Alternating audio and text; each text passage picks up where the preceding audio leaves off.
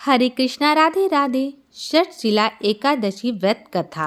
प्राचीन काल में मृत्यु लोक में एक ब्राह्मणी रहती थी। सदैव व्रत किया करती थी। समय तो पूरे 1 मास तक व्रत करती रही। उसका शरीर अत्यंत दुर्बल हो गया। व्रत के दौरान वे कभी देवताओं या ब्राह्मणों के निमित्त अन्न या धन का दान नहीं करती थी।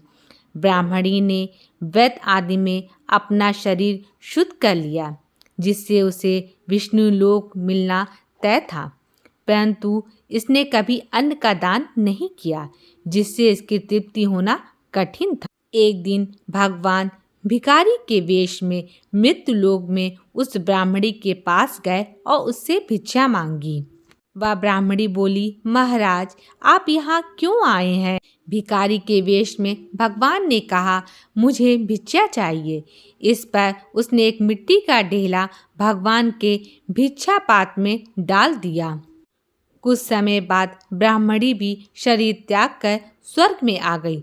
उस ब्राह्मणी को मिट्टी का दान करने से स्वर्ग में सुंदर महल मिला, परंतु उसने अपने घर को अन्न आदि सब सामग्रियों से शून्य पाया। घबराकर वो भगवान के पास आई और कहने लगी कि भगवान, मैंने अनेक व्रत किए, फिर भी मेरा घर अन्न आदि सब वस्तुओं से शून्य है। इसका क्या कारण है? इस पर भगवान ने कहा, पहले तुम अपने घर जाओ।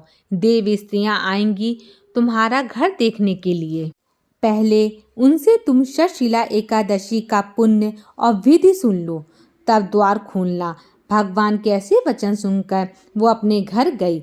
जब देव स्त्रियां आईं और द्वार खोलने को कहा तो ब्राह्मणी बोली, आप मुझे देखने आई हैं तो सबसे पहले षटशिला एकादशी का महत्व मुझसे कहो। उनमें से एक देव स्त्री कहने लगी कि मैं कहती हूँ। अब ब्राह्मणी ने षटशिला एकादशी का महात्म्य सुना, तब उसने द्वार खोला।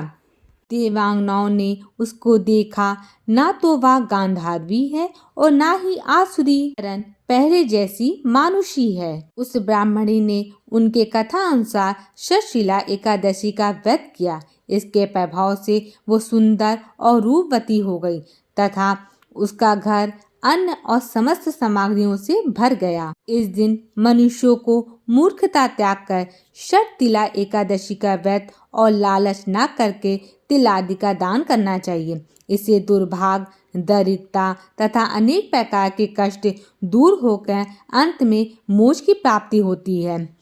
ओम नमो भगवते वासुदेवाय नमः। बोलो षटशिला एकादशी माता की जय। बोलो विष्णु भगवान की जय। बोलो बाके बिहारी लाल की जय।